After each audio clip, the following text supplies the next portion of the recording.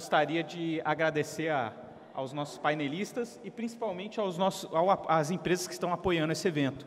Primeiramente a B3 e também a Devan Asset, uma asset aí que é referência em crédito privado. Eu posso falar até como cotista que vale a pena vocês procurarem aqui os representantes da Devan, a Maísa, o Bruno Eiras e o Hélio Pio aqui para conversar. Antes de tudo, eu queria saber quem é agente autônomo que está aqui na plateia. Legal. Eu acho interessante que muitas das pessoas que fazem parte do Hub já foram agentes autônomos, tanto eu quanto o Alexandre Marchetti e a maioria das pessoas que participam. Então, a gente sabe da ansiedade que todos sentem com esses desafios que a gente tem com as instruções, com as mudanças que tem no mercado. Então, a ideia hoje aqui é a gente fazer um painel onde todos vão participar aqui, falar dessas dificuldades e das mudanças que a gente tem. A gente teve agora a CVM lançando uma consulta sobre a 497, a instrução que nos regula, para falar um pouco sobre as dificuldades e o que deve mudar. E até o que eu queria saber, quem aqui já se manifestou com relação a essa consulta? Então, acho que a gente está no momento certo, vocês vão escutar a opinião de várias pessoas aqui que são referência no assunto, para enviar também essa consulta para a CVM. Hoje a gente vai discutir os 3 pontos relevantes dessa consulta que a CVM lançou. São eles a exclusividade, a transparência e o tipo societário do agente autônomo de investimentos. Então, nós temos aqui presente o Cristiano Leite, da Freitas e Leite Advogados, o Alexandre Marchetti, o nosso CEO aqui do Hub Capital, o Galvão, representante da B3, e o Hélio Pio, da Devan Asset. Então, a gente tem participantes de vários setores do nosso mercado. E eu vou pedir aqui para começar, primeiramente, o Galvão, da B3, ele tem uma pesquisa muito interessante para falar, para dar um overview aí sobre o mercado para nós. Boa noite. Pode falar com...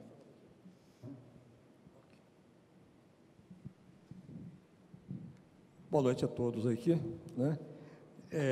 O que eu queria colocar para vocês, primeiramente, é que a B3 ela não regula, não certifica, mas todos os atores que distribuem produtos da B3, seja da forma de agente autônomo, eletrônico, é importantíssimo e nós vamos estar sempre presentes em todos os fóruns que for importante, tá? Independente de que seja eletrônico, que seja home broker, o que seja, home bank, e agente autônomo principalmente, que é o grande braço de desenvolvimento e de distribuição dos produtos da B3. Então, acho deixar bem claro que o nosso papel aqui é muito esse também. Tá? Nessa linha, nós soltamos no mês passado uma pesquisa sobre o ecossistema do investidor brasileiro.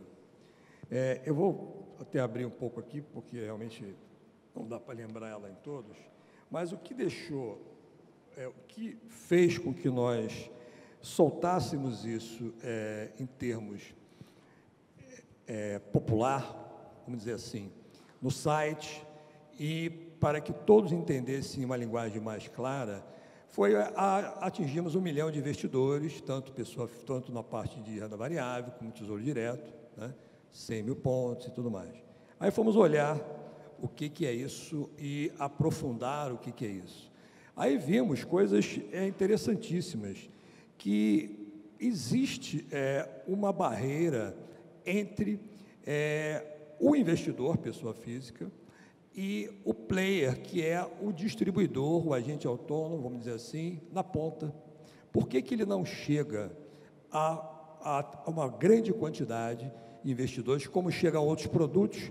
O produto que nós focamos foi poupança, que nós temos aí um volume exorbitante, 153 milhões de investidores.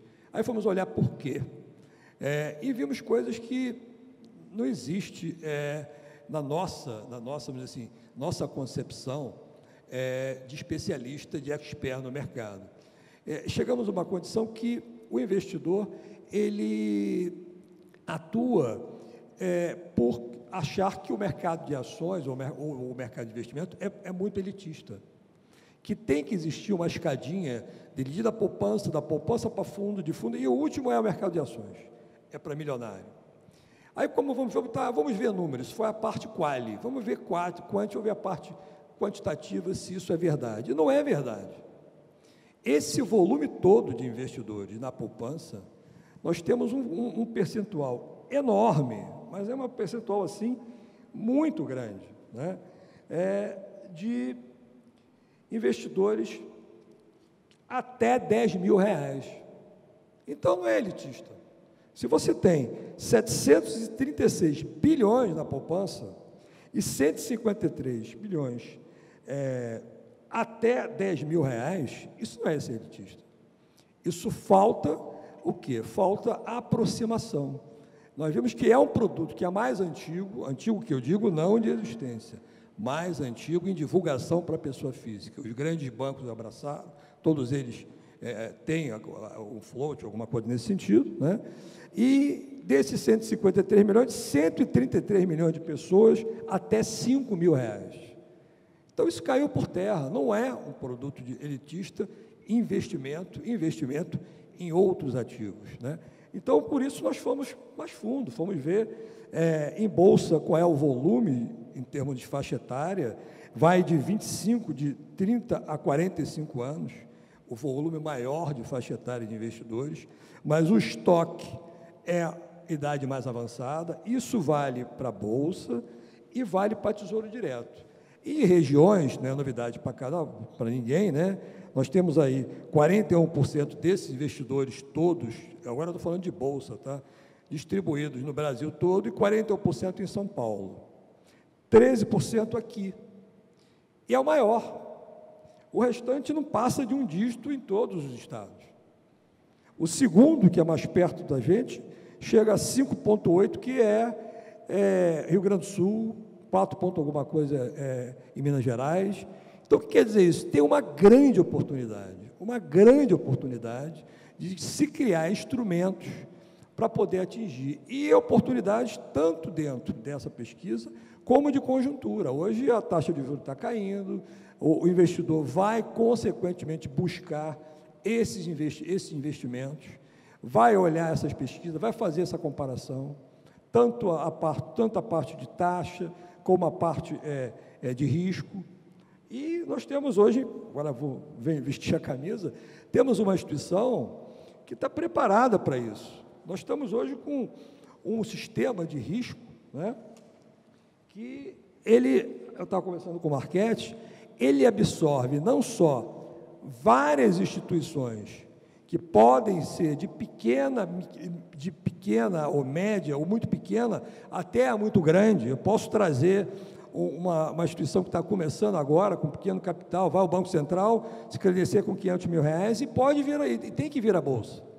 Porque eu tenho que ter condição de ter essa instituição distribuindo meu produto. Nós estamos trabalhando internamente para isso. Eu tive agora em São Paulo, semana passada, como sempre tive, participei de uma reunião exatamente disso. Temos que ter um modelo que absorva pequenas instituições. Por quê?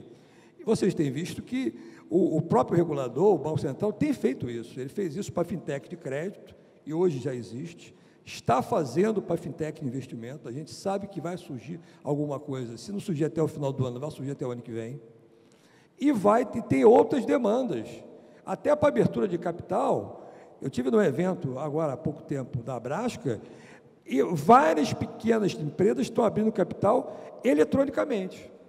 Então, nós estamos nos preparando para ter todas as pequenas empresas, porque temos um sistema de risco super avançado, não temos problema em criar categorias com requisitos financeiros baixos, garantias baixas, mas que possam distribuir o nosso produto. Então, o que quero dizer para vocês é o seguinte: existe uma grande oportunidade para a gente poder continuar distribuindo o produto e atuar no mercado de investimento. Por quê? Tem oportunidade externa e tem uma empresa que está disposta a fazer isso. Tá? Então, posso passar a palavra e a gente continuar depois com o tema principal. Só queria dar esse ênfase a vocês e dizer que a gente tem produtos, nós temos uma esteira de produtos no site, nosso roadmap de produtos, e cada hora criamos produto de pessoa física. Temos lá, estamos dentro da CVM para criar o BDR para pessoa física, vai ser, e o próprio banco nosso, B3, BDR não patrocinado, vai ser o custodiante. A gente vai distribuir ticket pequeno, tipo, o seu cliente vai poder comprar Google, Apple, eu estou dizendo, o Aldi, estou dizendo essas empresas, por que a gente fala isso dentro da B3? Não é o cara comprar uma indústria que está indo bem sucedido no sistema, que ele não conhece. Mas quem não tem um iPhone da Apple, você vai saber se a empresa está boa ou se está ruim. Quem não vai querer comprar uma ação da Apple? Então, isso vai estar no varejo. O ETF de renda fixa e renda variável já é para pessoa física, tickets menores, está tendo uma concorrência de grandes players em trazer ETFs com custo baixo. Agora o próprio Bradesco criou um ETF com o BOVA, marcado com o Ibovespa, com uma taxa de administração metade do que existia, que é a do BlackRock. Então, essa concorrência também vai existir com ticket menor, produto para renda fixa, e nós estamos vendo outras coisas dentro de casa. Uma delas é o mercado fracionário, a gente vai debruçar sobre o mercado fracionário, por que ele existe, para onde ele vai, para quem ganha com isso, por que não ganha, porque você não pode comprar, como compra nos Estados Unidos, uma ação, duas ações, como compra do Tesouro Direto. Estamos debruçados para saber se podemos modificar esse mercado ou não. Então, a casa está trabalhando muito nisso, está preocupada com a concentração de produtos sendo distribuídos por poucos distribuidores, tá? E temos capacidade de mudar isso. Tá? Obrigado, desculpa, falei demais aí. Não, tranquilo, Galvão. Pessoal, quem quiser fazer alguma pergunta, é só procurar o Nicolas, ele está ali de blazer marrom, que ele vai até vocês com o microfone, ele escuta a pergunta, depois ele, no momento correto, ele vai fazer a pergunta aqui para a gente, ok? Agora a gente vai falar da questão da exclusividade. A instrução 497, ela define que o agente autônomo ele tem que ter exclusividade para a distribuição de valores mobiliários. E está tendo uma conversa sobre a flexibilização dessa regra. Então, eu queria escutar aqui do Hélio Pio. O Hélio Pio, da Devan Asset, ele já esteve em vários lados do mercado, então ele pode falar bem para a gente. O que você acha dessa regra da exclusividade e o que a flexibilização dela poderia trazer ao mercado? Primeiramente, boa noite a todos. Nunca fui agente autônomo, mas a partir de 2010 eu comecei dentro do Bradesco a defender o mundo dos agentes autônomos e montar esse modelo lá. Então, imagina só o quanto eu era benquisto lá em Osasco, sendo um defensor dentro do Bradesco do mundo de agente autônomo. Então, você andava lá naqueles jardins lá, meu nome estava dentro da boca do sapo lá, todo dia esse cara é eu que defende agente autônomo dentro do banco, né? Então, mas voltando ao tema, com relação à questão da exclusividade, eu acho que vale a pena a gente voltar um pouco no tempo e entender a origem dessa exclusividade, né? A exclusividade ela foi criada numa legislação que rege o modelo do agente autônomo, numa época onde o agente autônomo sentava dentro das corretoras e eles eram profissionais focados em operações em renda variável, atendendo os clientes da corretora. Então, seria inadmissível você ter um profissional sentado dentro da instituição, atendendo um cliente, operando por outra instituição.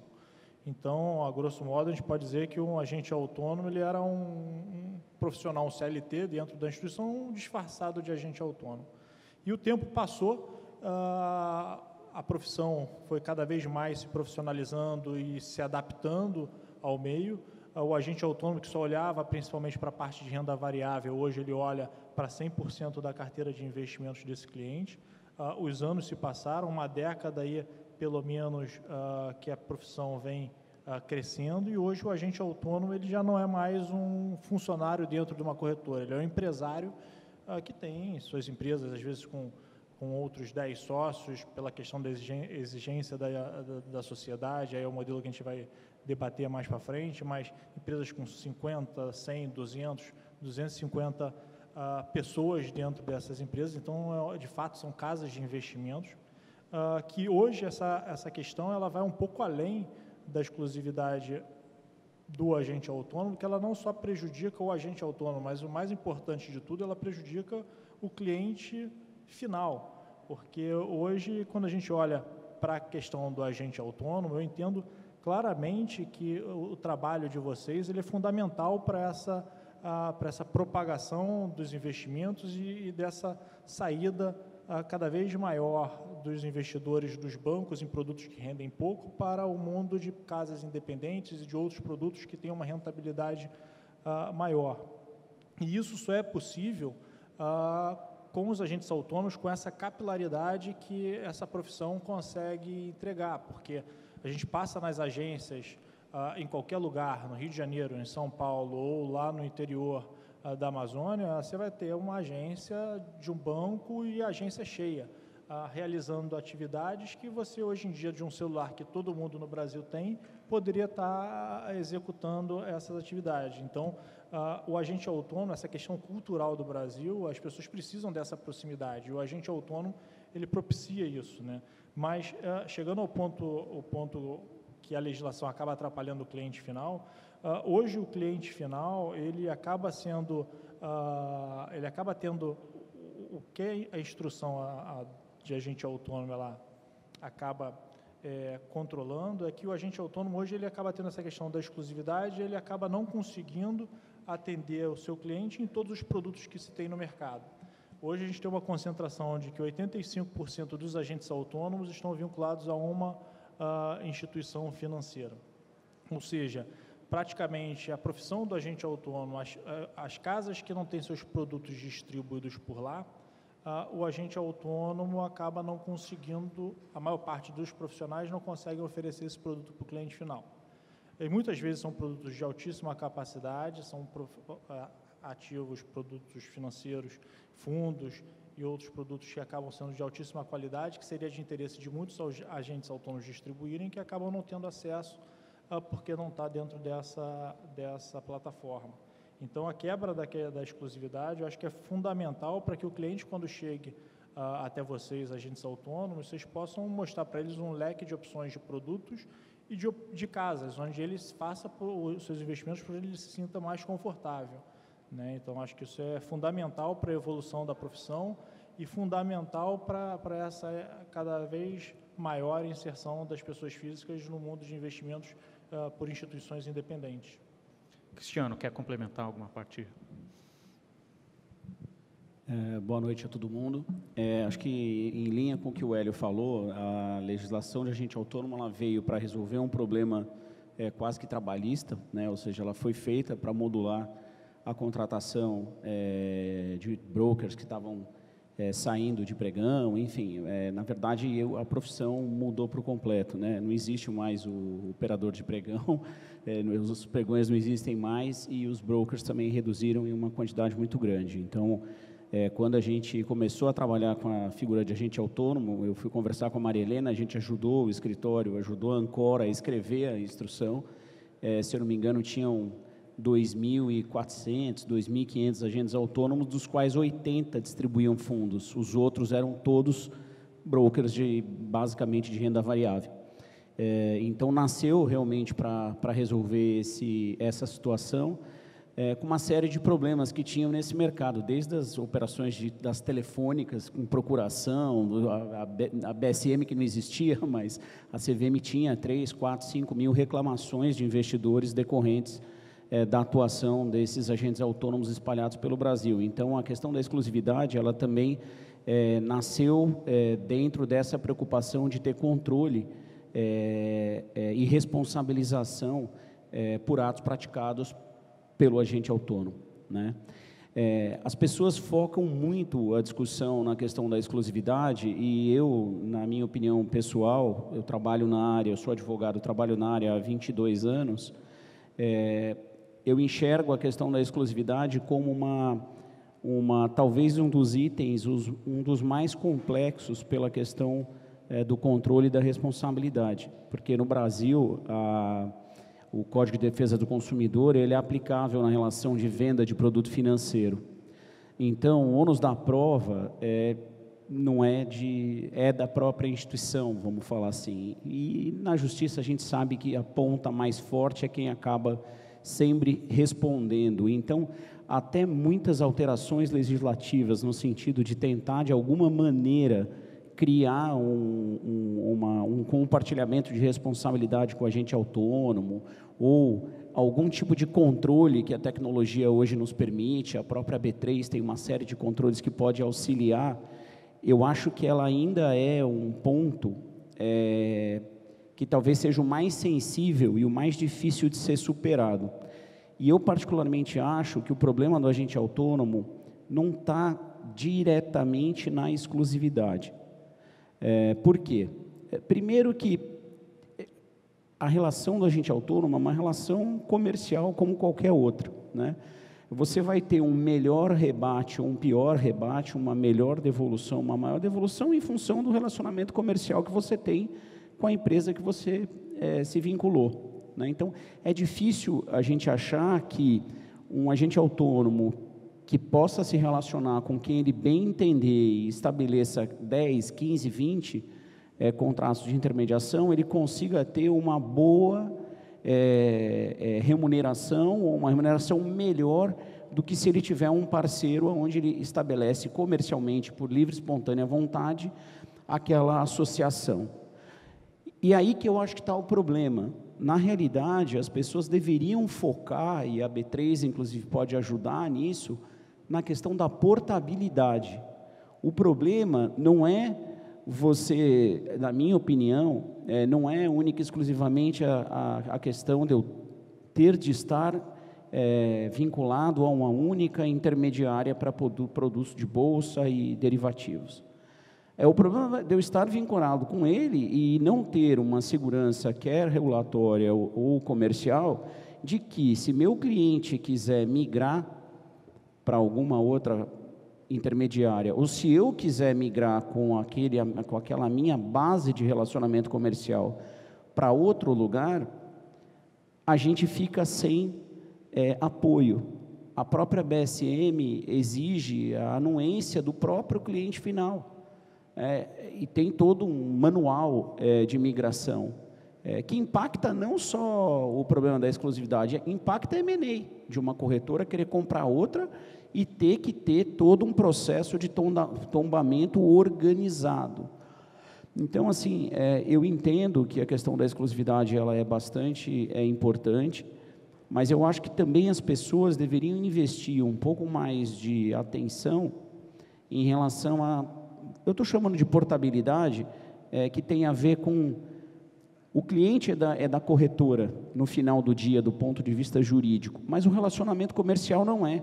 O relacionamento comercial é do agente autônomo. E esse é o goodwill, é aí que está o valor, né? Agora, não pode ser a transferência desse goodwill do agente autônomo que quer migrar para algum lugar ou que quer trabalhar com mais de uma, não pode ser o fim da atividade dele, que foi que a gente vivenciou aí algumas batalhas, ou a gente sabe que o operacional disso não ajuda. Então, assim, eu não sei o quão efetivo a CVM vai ser em relação a flexibilizar a questão da exclusividade. Ela mencionou até a operação e as críticas que o CAD fez em relação à operação do Itaú com a XP, pedindo para que o mercado opinasse em relação à questão da exclusividade, mas eu acho que tem outros pontos que têm a ver com a exclusividade, mas que são mais relevantes, que é a segurança do cliente poder migrar para onde ele quiser, né? E não ser aquele processo extremamente desgastante e que muitas vezes acaba fazendo com que aquela relação se perpetue por impossibilidade de migração.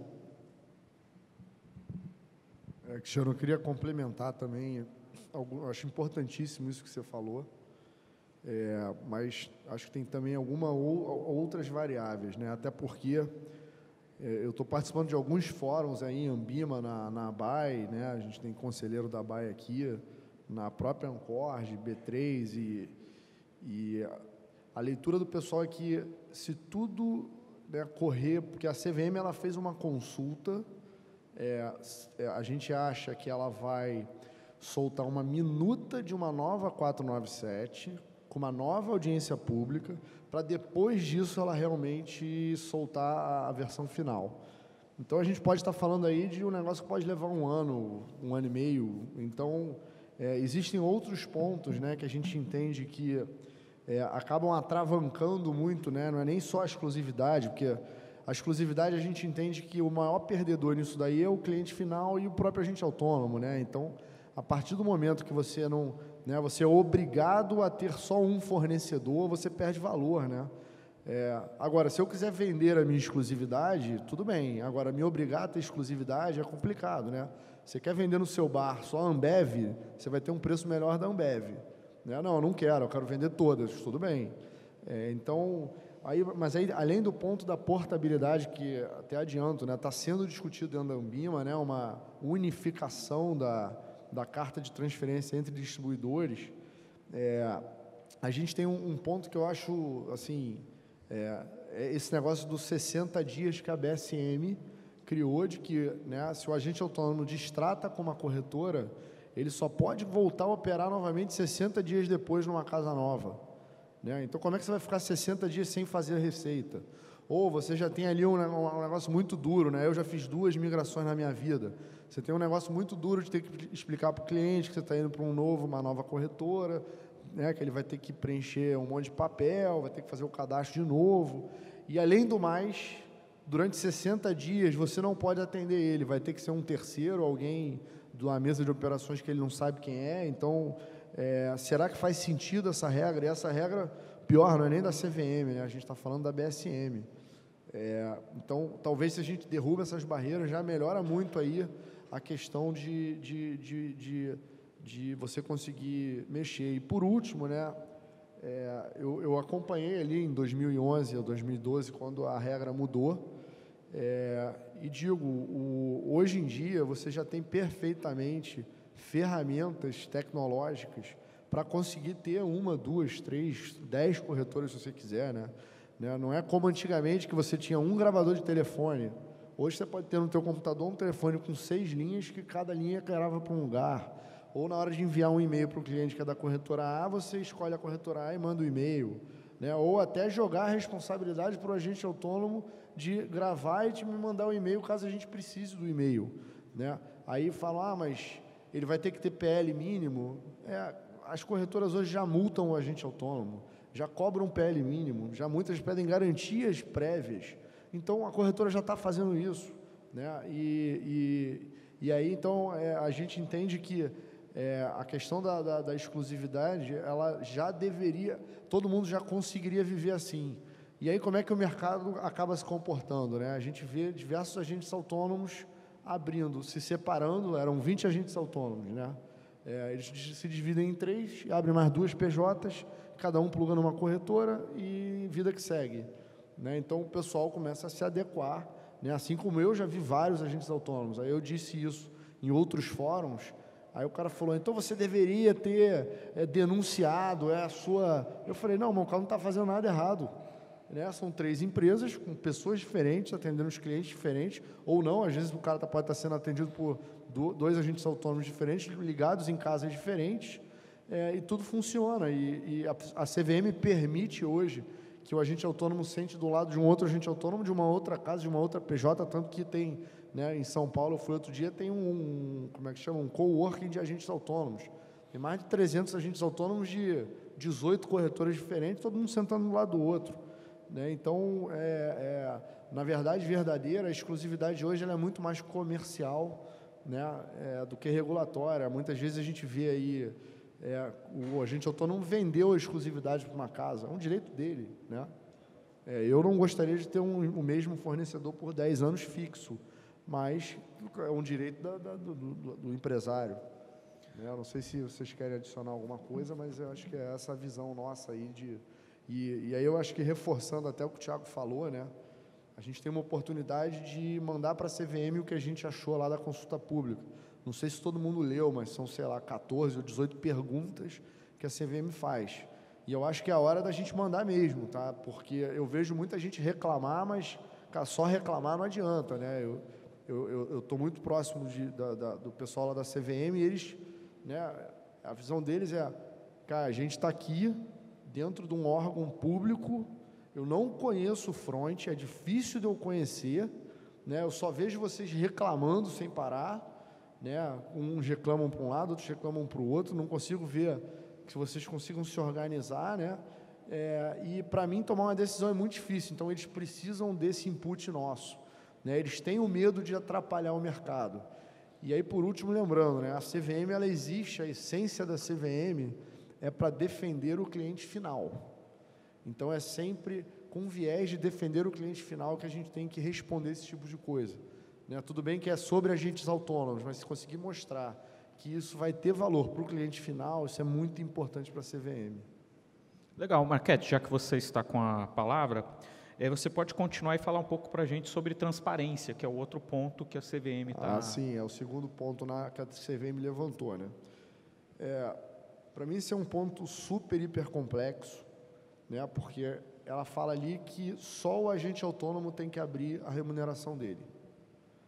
E, para mim, isso é uma injustiça tremenda, porque, né, eu perguntei num outro fórum lá para o cara de banco, falei assim, cara, mas, primeiro, se o agente autônomo tem que abrir, a corretora também deveria abrir, né? Segundo, como é que você vai abrir a remuneração do teu gerente lá na agência do banco, né? Terceiro, os níveis de complexidade de produtos hoje em dia, eu tenho muito medo dessa regra virar algo para inglês ver, ou pior, só o agente autônomo tem que abrir. Não, e se só o agente autônomo tiver que abrir, a gente vai ter que abrir todas as nossas negociações entre a corretora e o agente autônomo para todo mundo, né? Ou vai ter que ter um negócio que, tipo, somos a favor da transparência, mas tem que tomar muito cuidado com como, né? Para a corretora e o agente autônomo não virar o vilão, ou os produtos que você consegue esconder tarifa virarem a estrela do mercado, quando muitas vezes não são, né? Então, para mim é um assunto super delicado, né? Eu queria até levantar um item aqui que começou na segunda-feira, acho que até o Galvão pode falar, né, que é um item super, não digo, controverso, não, a PLR, ou a PLR, desculpa, não, a RLP, que começou segunda-feira, que é o Facilitation. Como é que a gente, por exemplo, num produto Facilitation, foi algo que eu levantei lá na discussão, como é que eu sou transparente no Facilitation, né? Por exemplo, não vou nem entrar em operações estruturadas de opção, operações mais complexas, que tem uma cadeia grande de originador, vendedor, produtos estrangeiros, né? Tenho medo de virar, o que eu sempre falo, né? Esse negócio virar que nem a gente hoje, não sei se vocês sabem, mas na nota fiscal tem lá quanto a gente paga de imposto quando você compra qualquer coisa. Cara, virou uma linha lá que ninguém lê, uma linha padrão que, né, não tem como abrir esse negócio. Então, de novo, para entender aí, Galvão, acho até que vale você explicar um pouco de como é que surgiu aí, né, o Facilitation RLP, que é um negócio que os agentes autônomos têm que ficar de olho aí, porque é mais um negócio que você não consegue ver, né, eu digo, do ponto de vista do cliente, para ele, como é que está sendo exposto, eu sei até que vocês defenderam nessa transparência para o cliente aí. Bom, pessoal, o RLP, ele começou agora, dia 5/8, mas ele tem todo um histórico que vem lá de trás. Vocês, não sei se todos tiveram acesso, a própria CVM veio, a própria B3, dizer como aquelas tipo de operações estavam sendo feitas, né?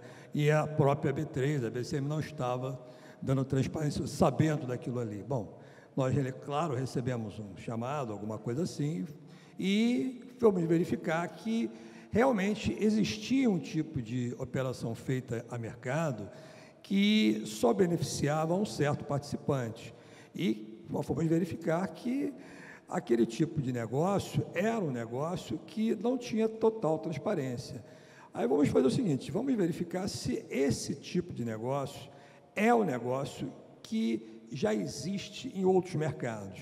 Fomos lá fora, verificamos que esse é um mercado que existe nos Estados Unidos já há muito tempo, autorizado pela SEC, e vamos pegar desse limão, fazer uma limonada. Vamos ver se conseguimos que esse produto seja transportado para dentro da plataforma de negociação, que é o Puma, e que ele possa ser usado democraticamente por toda instituição financeira. Levamos isso para dentro de casa, olhamos ele em detalhes e vimos que ele tinha um volume, tinha um histórico de crescimento de volume exorbitante apenas em 2 grandes produtos, mini de índice e mini de dólar, e que apenas algumas instituições estavam tendo, não vou até dizer em termos maliciosos, mas tinham descoberto esse produto com mais antecedência do que outros, estavam usando com mais eficiência e gerando uma receita extraordinária. Então, nós chegamos, mostramos isso para a CVM, mostramos o que vimos lá fora, que esse produto é um produto regulamentado, e vamos tentar fazer com que esse produto seja inserido no mercado brasileiro. Reformatamos ele, compramos até uma empresa de alta frequência, e aí colocamos para a CVM, nós temos esse tipo de alternativa para que esse produto seja regulamentado e colocado democraticamente para todo mundo. Ela colocou algumas pílulas, disse que esse produto, só para que ele possa ser autorizado, ele tem que ter um alerta, que o cliente saiba que aquilo, o que é o RLP? Na realidade, é uma direta que é institucionalmente autorizada pelo regulador. A instituição pode comprar e vender dentro do BDS que seja tanto o melhor preço de compra quanto o melhor preço de venda para o cliente, e que ele, de antemão, autorize que aquela operação seja fechada por direta. Tá? Então, isso foi colocado para eles disseram para a gente, tá ok, desde que todos tenham acesso a esse tipo de operação e que o cliente só possa ser agredido se ele autorizar. E desde que seja sempre o melhor preço para o cliente, como o Marchetti falou, porque a CVM sempre privilegia e olha se o cliente está sendo prejudicado ou não. Então, isso foi feito. Dessa maneira, nós, claro que temos o mercado paralelo, que já existe lá fora, claro, as instituições estão aqui, olharam lá para fora também, que há a possibilidade de você vender esse fluxo. Há instituições que têm um fluxo de varejo muito grande e que não têm condição de administrar aquele fluxo, ou de comprar um facilitation que possa dar aquela agilidade, porque isso vai estar também ligado ao tempo de resposta, ao tempo de execução que você tem ali na ponta. Quanto melhor você tiver, então há a possibilidade de você vender o fluxo, desse fluxo ser um fluxo comercializado. Então, isso está muito incipiente, começou agora dia 5/8, os primeiros negócios começaram 5/8, muito pequeno. Esse tipo de negócio de venda de fluxo, o fluxo também ainda está muito incipiente em termos de preço, o pessoal está descobrindo que preço pode ser, a gente acha que pode ser um produto interessante lá na frente, pode surgir um escritório de agente autônomo que queira investir em comprar o fluxo e internar o fluxo e automaticamente ter um spread, ter uma receita através daquele fluxo, né? Agora, desde que isso, a gente não tem certeza se isso vai ser um grande produto ou não. Nós só pegamos o que estava dentro do mercado, estava sendo feito, vamos dizer assim, sem transparência, o regulador estava punindo tanto quem fazia como quem estava colocando no mercado, e institucionalizamos e colocamos isso à mercê, e o regulador autorizou. É o que está sendo feito hoje. Se isso daqui para frente vai ser prejudicado, o que eu queria colocar novamente, gente, é 2 coisas. Eu acho que as pessoas, às vezes, veem, não é uma crítica, a instituição AB3 como a antiga BMF-Bovespa, como a antiga Bovespa, não é. Nós estamos com uma instituição, ontem fiquei um dia em workshop, tentando descobrir uma nova cultura para os líderes da AB3. Nós somos uma instituição que tudo e qualquer produto, tudo e qualquer atitude que nós temos que tomar, nós sabemos que, em primeiro lugar, está o cliente. Uma dos pilares da nossa cultura é o cliente em primeiro lugar. O cliente que eu digo é quem distribui o nosso produto. Somos uma empresa B2B, então, tudo que nós colocamos no mercado tem uma discussão e ele pode ser experimental e pode ser cancelado automaticamente se ele não for saudável, se ele não trouxer. Nós estamos com vários produtos, estava conversando aqui agora há pouco tempo, na prateleira para que ele seja colocado. O próprio BTB, ele está para ser um produto listado já há mais de 1 ano. E há uma discussão aí de quase que, às vezes, de fato, para que ele saia. De um lado, tem grandes bancos, grandes doadores, doadores e outros tomadores que não querem, e os brokers não querem. Então, nós não vamos colocar isso enquanto não houver um consenso. Nós temos outros produtos, bond call, ou vários produtos para que sejam lançados. Lançamos o futuro de ações, que não teve liquidez, mas a gente vai atualizar. Se ele não tiver, estiver matando o outro mercado, que é o termo, vamos tirar de listagem.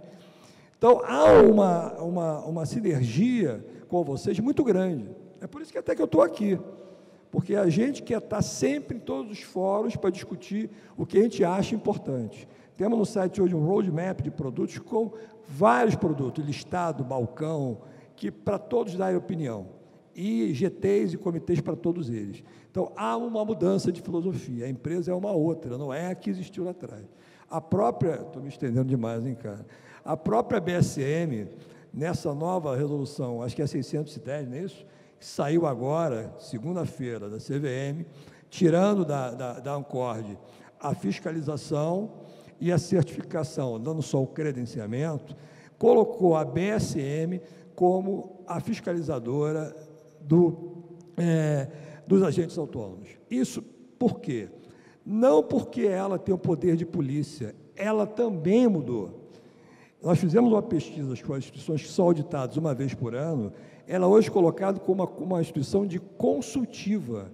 Ela é uma instituição consultiva, ela chega na instituição e diz, olha, isso está errado, como fazemos para consertar? Tem ordens que foram feitas erradas, gravadas, vamos consertar. Damos várias oportunidades e damos a consultoria, até inclusive para a PLD, fizemos agora no Sul, vários cursos para várias corretoras, explicar como é que funciona a lavagem de dinheiro, antes dela ser auditada. Então, ela é uma instituição muito mais consultiva do que de poder de polícia, como muitos achavam. Eu acho que é por isso que ela foi escolhida, que eu acho que é interessante para vocês, porque ela vai dar, porque é uma instituição cara, até um ponto de inflexão dela ser uma instituição independente, vamos dizer, para uma bolsa chegar ao Brasil hoje, ela tem que ter uma BSM, está na instituição 461. E como é que uma bolsa vai chegar? Vai ter uma clearing, uma BSM, aí você vai ser uma corretora que vai estar na outra bolsa com outra. Você vai ser auditado o ano todo. Então, esse é um ponto que a CVM tem que resolver. Ou a BSM vira uma instituição independente. Agora, quem vai financiar ela? É uma instituição cara. Para a B3, ela é uma instituição coligada. Ela custa dinheiro. Por que ela custa dinheiro? Que ela tem instrumento muito sofisticado, tem gente muito qualificada para olhar praticamente todos os procedimentos de mercado. Então, eu acho que é um ganho ela estar nesse mercado para vocês, porque ela está com um perfil muito consultivo, tem muita ferramenta para oferecer para vocês, que vocês podem usar e crescer com isso, tá bom? Desculpe se eu fui institucional de novo. Obrigado, Galvão. Outra questão que está sendo levantada nessa consulta pública da CVM é a questão da parte societária, a questão de como que você pode contratar, quem que pode ser sócio de um agente autônomo. O que você viu dessa consulta, Cristiano? O que você pode falar sobre ela? Esse ponto, eu acho que ele é um ponto importante, mas eu acho que ele também tem que ser lido de uma maneira mais ampla, né? Porque o goodwill, seja do que for, de uma empresa formado só por pessoas físicas, ou formado por pessoas físicas e investidores, ou pessoas jurídicas, é o relacionamento comercial, né? Então, de novo, a gente volta para a questão de quem que é o cliente, né? Se o agente autônomo, corporativo ou não, o agente autônomo com um grande acionista, um grande fundo que investiu, qualquer coisa que o valha, ele não tiver a segurança jurídica de que aquela atividade ela tem uma certa proteção do ponto de vista de goodwill, sinceramente, é mais ou menos ser dono de um escritório de advocacia, que é o meu caso, que eu sou sócio. E, infelizmente, a gente não pode ter sócio investidor, a gente não pode vender o escritório de advocacia, não existe essa possibilidade na nossa atividade. A gente sofre do mesmo problema que os agentes autônomos e as sociedades de médico, por serem sociedades uniprofissionais. Só tem na Austrália escritório de advocacia com um investidor, pode até fazer IPO. Então, eu acho que essa questão de você poder admitir pessoa jurídica, eu acho que é algo que a CVM talvez seja um dos pontos mais fáceis dela flexibilizar. No passado, podia em percentual bastante pequeno, mas que os agentes autônomos, muitos usaram de uma maneira inadequada, colocando como sócio pessoas que não eram sequer credenciadas como agentes autônomos, ou para acomodar situações de conflito que a CVM não gostava que existissem. Então, eu acho que se passado esse período de preocupação, porque eu acho que hoje os próprios intermediários, os próprios departamentos de compliance dos intermediários fazem essa checagem e proíbem estruturas que sejam inadequadas, vamos falar assim, do ponto de vista quer de conflito, ou quer de alguma ilegalidade, ou de um CPF de algum sócio que não seja passível de ser um parceiro. Exato. Não, é que hoje a legislação é assim, né? Mas, assim, eu acho que esse é um dos pontos que talvez seja o de mais fácil flexibilização na CVM, porque é fácil dela atribuir ao intermediário a responsabilidade pelo Know Your Customer, né, de olhar o prestador de serviço. Ela já faz isso de maneira bastante intensa. Hoje, a Ambima faz quase todos os processos de credenciamento de serviços qualificados, então ela consegue, hoje com tecnologia você descobre, com o CPF, você descobre todas as empresas que a pessoa tem de sociedade. Se eu usar um programa que chama UpMiner, que advogado usa para fazer auditoria, a gente consegue pegar parente em 4º grau. Ou seja, é muito fácil de você estabelecer a cadeia com o CPF de uma pessoa, de todo o relacionamento que ela tem. Os bancos também usam isso para fazer o processo de prevenção à lavagem de dinheiro, de Know Your Client. Então, acho que esse ponto é um dos pontos mais fáceis de argumentar, na medida em que você tem mecanismos muito eficientes e disponíveis para controlar quem é esse sócio, né?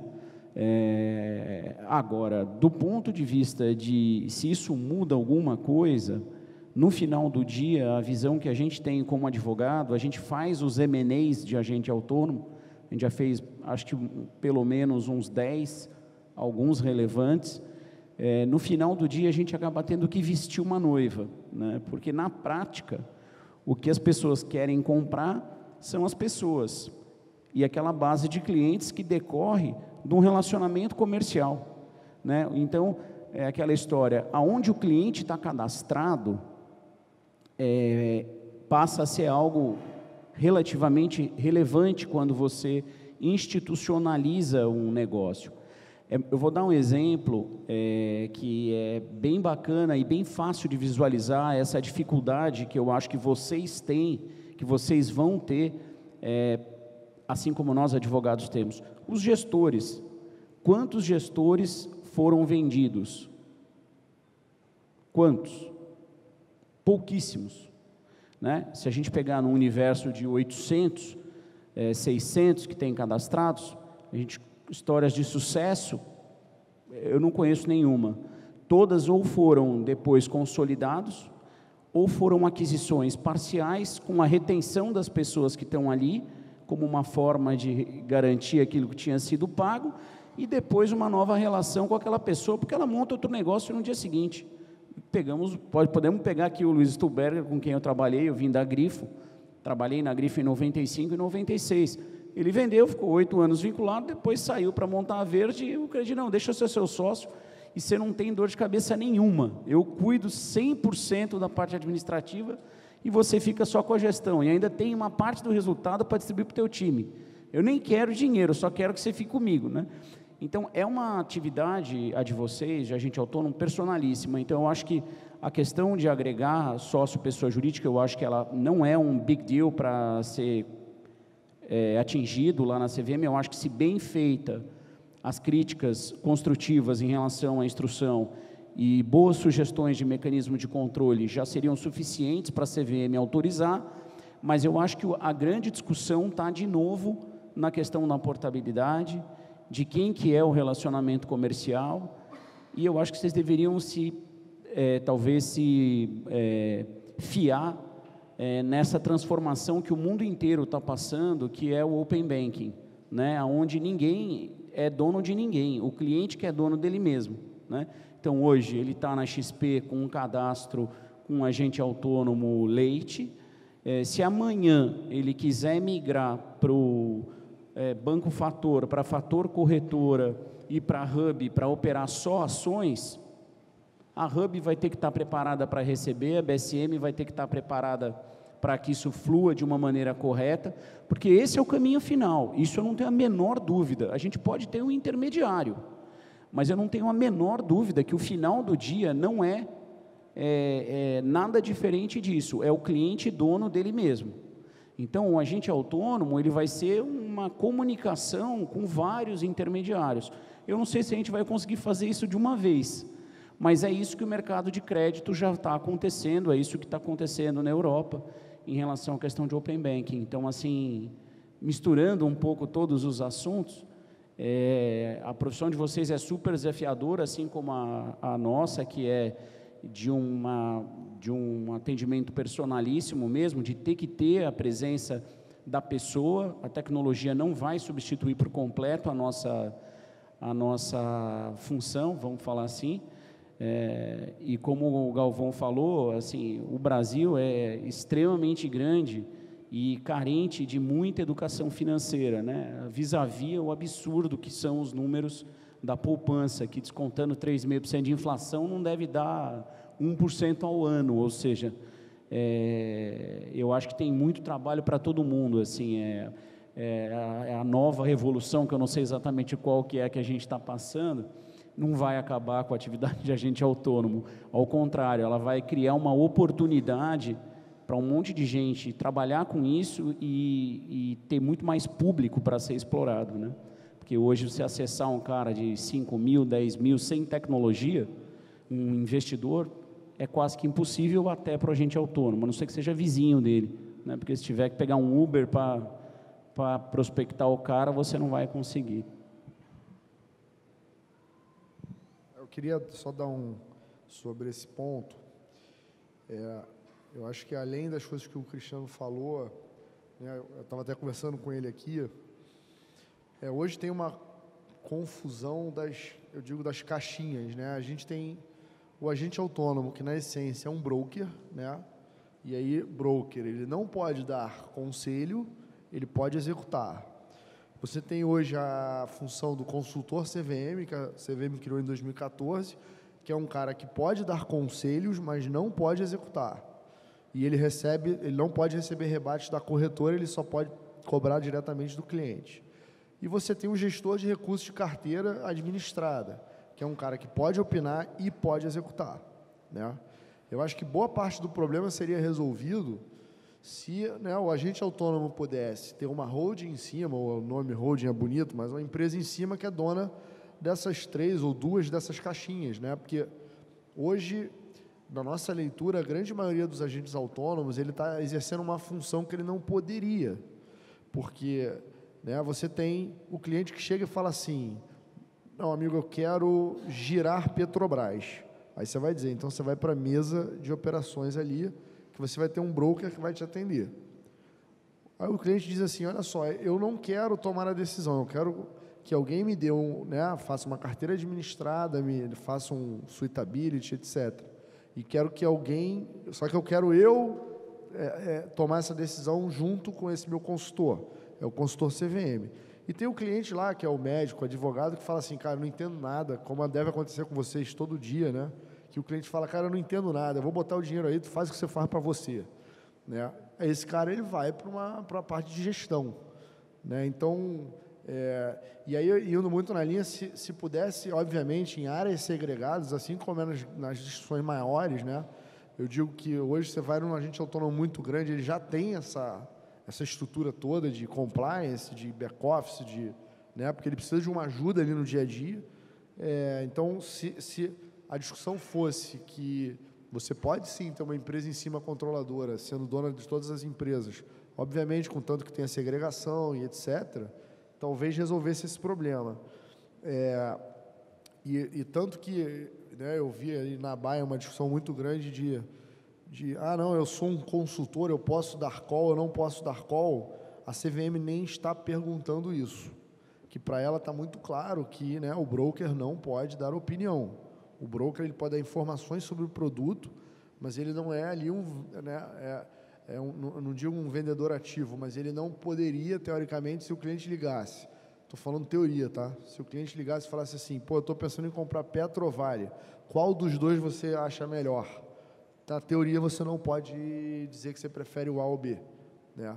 Você não tem, na verdade, certificação para isso. E aí a gente cai numa pauta aí que a gente está discutindo muito hoje em dia, né? Inclusive a CVM pergunta na audiência pública, que é o que fazer para o consultor CVM decolar? Porque na nossa leitura, muito agente autônomo hoje, não estou dizendo que são todos, né? Tem o meu grande amigo aqui, Gentil, que está há mais de 45 anos no mercado, estou brincando, Gentil, que é um cara da transação, ele fica ali na mesa, os clientes ligam, ele compra, vende, bota num robô, faz long and short, desce, abre o termo, trava para cima, para baixo, borboleta, é com ele mesmo. Agora, tem agente autônomo hoje que você chega lá, o cara faz um suitability, faz uma carteira recomendada, o cliente fala, cara, gostei, aí ele tem um sistema mirabolante que bypassa o sistema da corretora, onde é quase que um basket automatizado que engana o sistema da corretora. Cara, eu olhei aquilo ali e falei, cara, você infringiu aí pelo menos umas 8 regras, você não pode estar fazendo isso.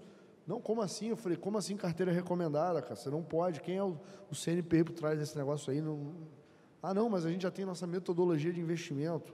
Cara, então, peraí, calma, você está no veículo errado, né? Você é um family office, você já devia ser gestor, né? Você está dando call para um cliente, não pode, de jeito nenhum.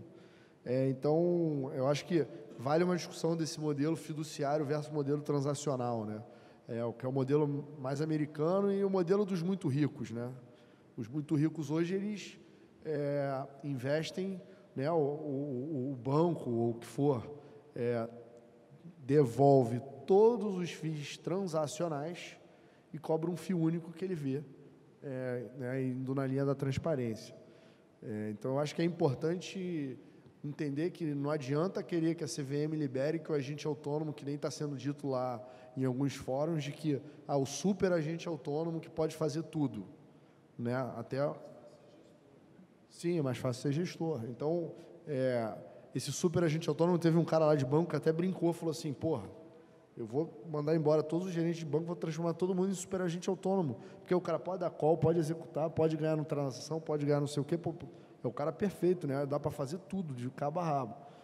Então, é importante não confundir essas caixinhas, né? Que alguns mercados tentaram, deu problema. No fundo, você fica muito conflitado ali se você pode ganhar nas duas pontas, né?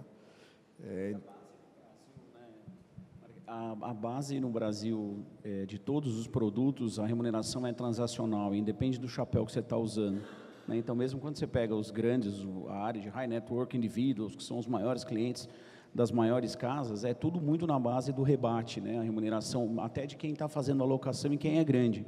Então, acho que um pouco do que o Marquete está falando é assim,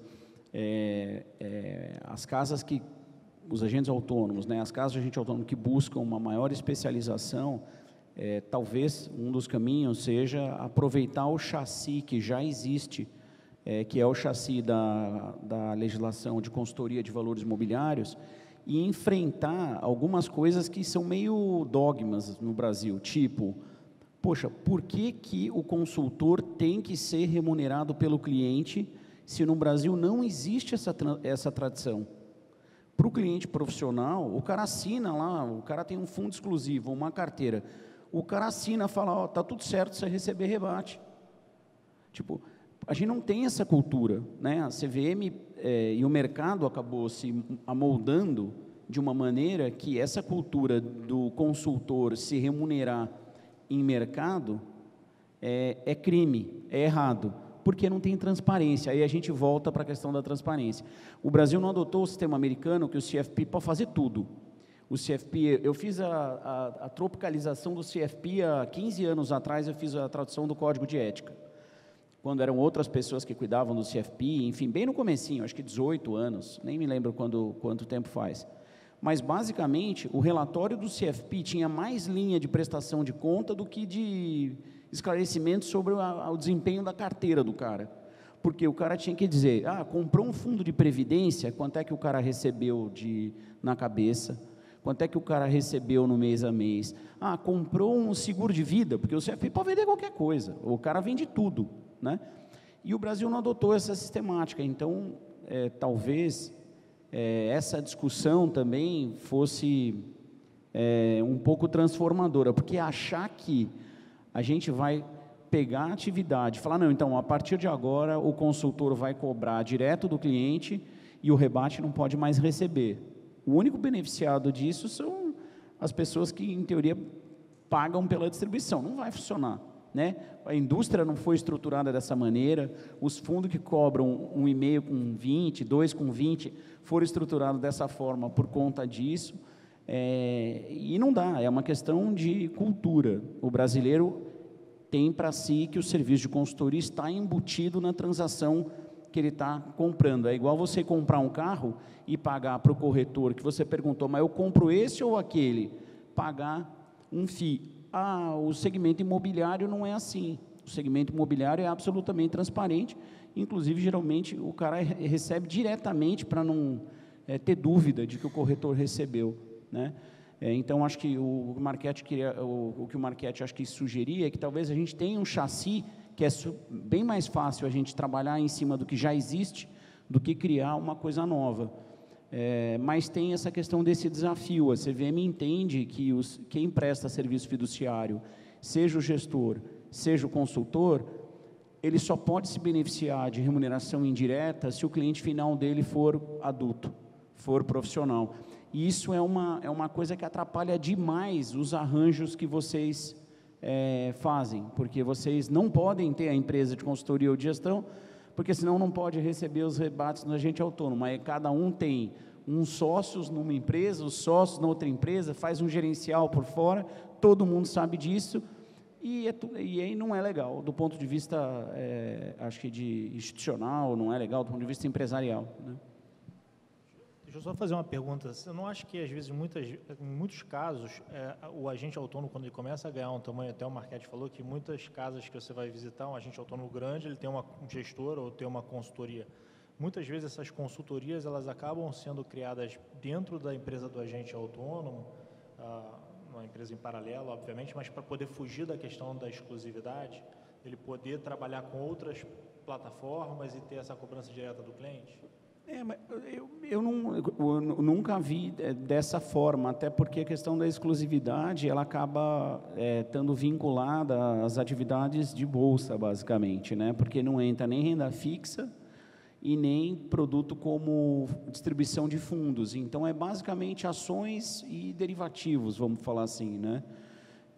Então, eu não consigo visualizar muito a questão da consultoria como uma alternativa, vamos falar assim, à questão da exclusividade. Eu consigo enxergar como uma maneira legítima de trabalhar dentro da legalidade, todo mundo prestando efetivamente o serviço que presta, com o devido chapéu de consultor, o cliente sendo dele, mas, eventualmente, pela estrutura do mercado brasileiro, ele é remunerado pelo mercado, ele é remunerado, não é diretamente pelo cliente, né? É mais ou menos como a gente trabalhar só pela sucumbência. O Marchetti pode me contratar para eu brigar com alguém e não me pagar nada, mas eu ficar com a sucumbência. Na verdade, quem está me pagando é a parte que não me contratou. E está tudo certo, porque isso é permitido, né? Então, assim, acho que essa questão da consultoria, ela as pessoas deveriam talvez cutucar um pouco mais a CVM em relação a essa premissa menor de que na relação fiduciária o rebate é crime.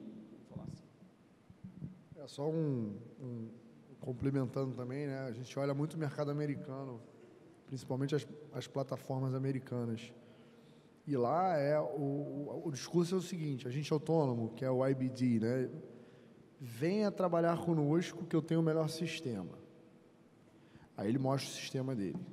Lá tem Open Banking, né? Então você pode vincular a custódia do cliente e execução em qualquer lugar.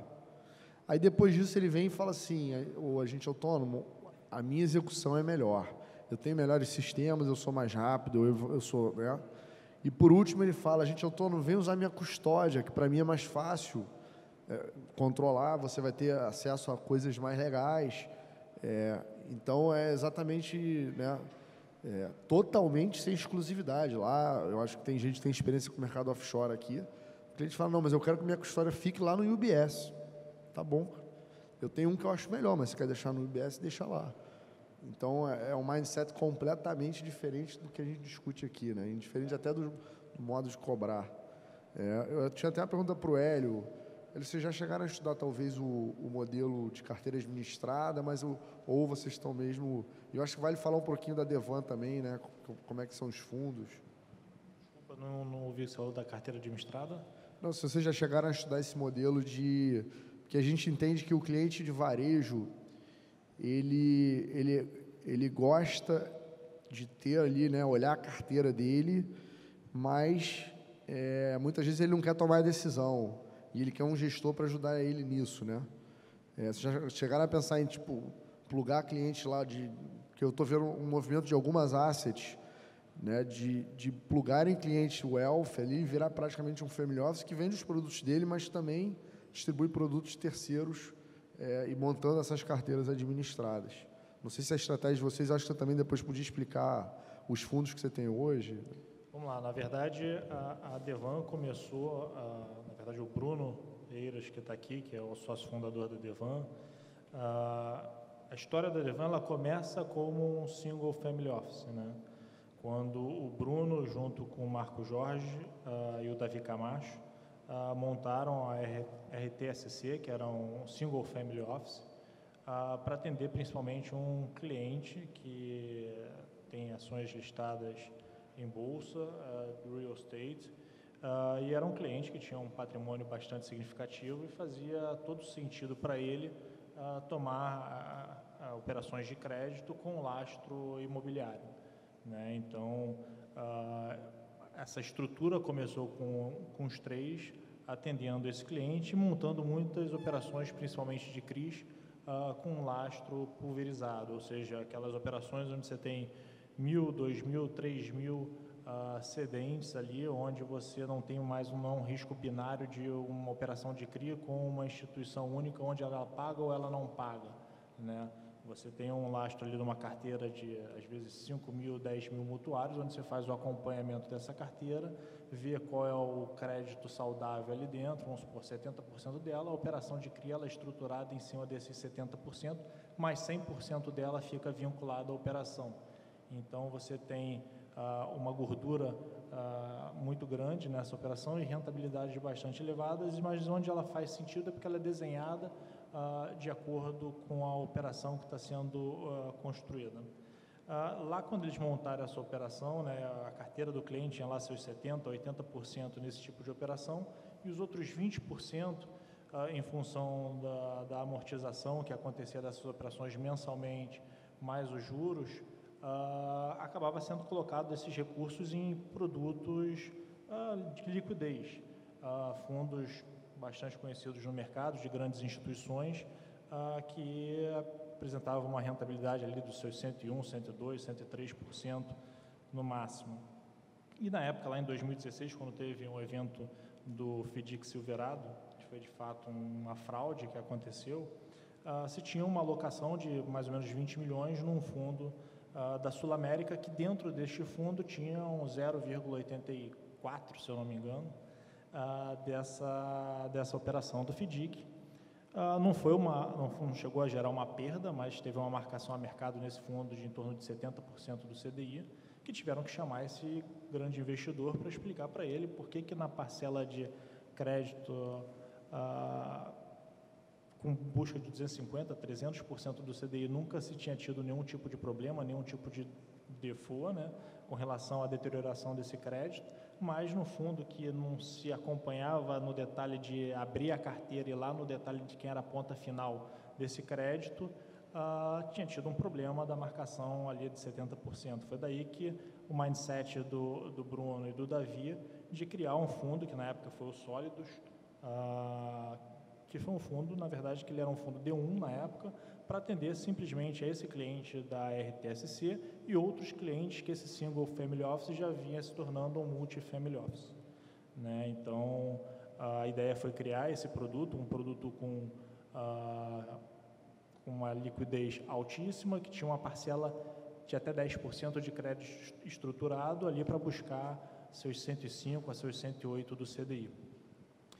Esse produto foi ganhando corpo, foi sendo atendido para os clientes, mas dentro da RTSC começou a ter um problema, né? Porque os novos clientes que estavam entrando não eram clientes de 200, 300 milhões como esse primeiro investidor, mas sim clientes de 5, 6, 8 milhões que não era um investidor profissional, então ele não podia acessar esses CRIs na originação da operação, mas eles queriam, obviamente, entrar nessas operações que era a grande expertise dos três, né, que estavam lá tocando o Multifamily Office, né? Então foi daí que eles tiveram a ideia de criar o fundo Audax, que era um fundo que, pela legislação, tendo até 40% desse crédito estruturado, ele poderia se adaptar e ser vendido para investidores qualificados, e não só os produtos que chegavam para os investidores profissionais.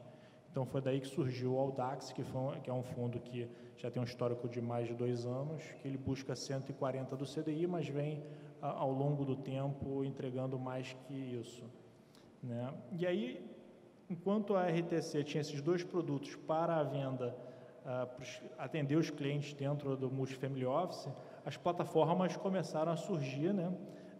Ganhando cada vez mais força, buscando cada vez mais produtos de crédito estruturado, principalmente esses produtos que eram produtos redeados, ou seja, não apresentam risco com relação a risco sistêmico, fechamento de curva, abertura de curva, isso não impacta, na verdade se gera alfa pela qualidade do crédito que está ali dentro.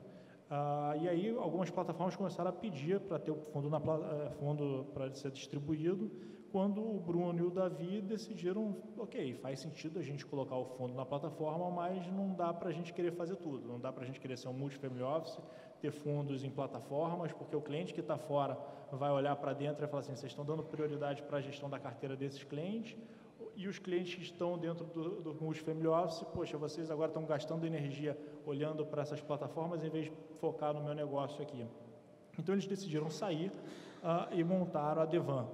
Então, quando vocês pesquisarem, vocês vão ver que a Devan é uma casa que tem 1 ano, porém, o fundo mais antigo, o Sólidos, tem 3 anos. Então, eles levaram o Sólidos e o Audax, foram para a Devan junto, né, com o nome Devan Sólidos e Devan Audax. E quando começou a trabalhar com as plataformas, hoje são 16 plataformas, a Hub é uma delas que a gente hoje trabalha. O problema que se enfrentou lá atrás do investidor qualificado querer um produto para investidor profissional, nas plataformas, que eu acho que é o grande poder que elas têm nessa capilarização, é de dar acesso ao pequeno investidor a produtos bastante interessantes e começarem a conhecer mais em função dessa questão da educação financeira. Muitos começaram a olhar para o Audax e falar, poxa, eu quero aplicar nesse produto aqui, é um produto que tem 2 anos de histórico, nunca teve uma cota negativa, rende historicamente 150% do CDI, poxa, eu quero botar meu dinheiro aqui, não tem volatilidade elevada, mas ele era um investidor qualificado. Então, foi daí que surgiu o fundo Devan Magna, que é um fundo para investidor em geral, e para a legislação poder ter essa parcela de crédito estruturado, ela é limitada a 20%. Né? Então, é um fundo que a gente tem um objetivo aí de buscar 120% do CDI e, historicamente, ele está completando 7 meses, vem entregando 130%. E o mais diferente dos 4 fundos que a gente tem é um fundo de debêntures incentivadas, redeado também. Então, acho que até a maioria dos agentes autônomos já tem essa consciência no sentido de separar as plataformas. Muitas vezes, elas... dentro dos peer groups que se cria lá dentro, está lá debêntures incentivadas todos na mesma classe, mas você tem que separar entre debêntures incentivados redeados e os não redeados, que eu acho que é importante. Muitos surfaram uma onda aí esse ano de rentabilidade elevada, mas não pelo alfa da debênture, mas sim pelo fechamento de curva. Então, isso pode, em algum momento, ir no sentido contrário, vamos dizer assim. Mas o que a gente procura é um fundo redeado, que tem rendido historicamente 127% do CDI. Acho assim, para fechar, a Devan é uma casa que eu sempre trabalhei do lado de corretora, do InvestShop, onde eu conheci o Marquete, depois da Ágora, Bradesco, Orama, e eu acho que a minha mudança para esse mundo de assets, que eu acho que é um outro mundo para mim, ele é muito pensando também no cliente final e nesse movimento que está se acontecendo da saída dos bancos, do cliente que está na poupança, do cliente que está no fundo DI dele do banco rendendo pouco e procurando vocês, agentes autônomos, para fazer esse movimento de quero experimentar o que tem nesse mundo aí fora, quero dar um passo fora da minha agência. E quando ele chega na porta de vidro ali, olha para fora, ele não conhece aquele mundo que tem ali, e a Devan acaba sendo um passo bastante interessante para eles, que são produtos que rendem significativamente mais do que a poupança, mais do que os fundos DIs, mais do que o CDI, com baixa volatilidade, e a gente é bastante criterioso com relação à parte da escolha de crédito, não só na parte quantitativa, mas na parte qualitativa. A gente não tem nenhum produto nas nossas carteiras que tenha algum investido, algum sócio que seja da Lava Jato. Hoje em dia é bastante difícil, nessa hora que a gente faz esse filtro, né? Várias casas acabam, várias operações de crédito acabam sendo excluídas por nós em função dessa análise qualitativa. E isso acaba sendo um produto, uma casa bastante interessante para aquele cliente que está querendo começar a experimentar, abrir a conta, dar um passo sem que ele tenha um susto nos próximos meses, ele se sinta confortável e cada vez mais transferindo recursos.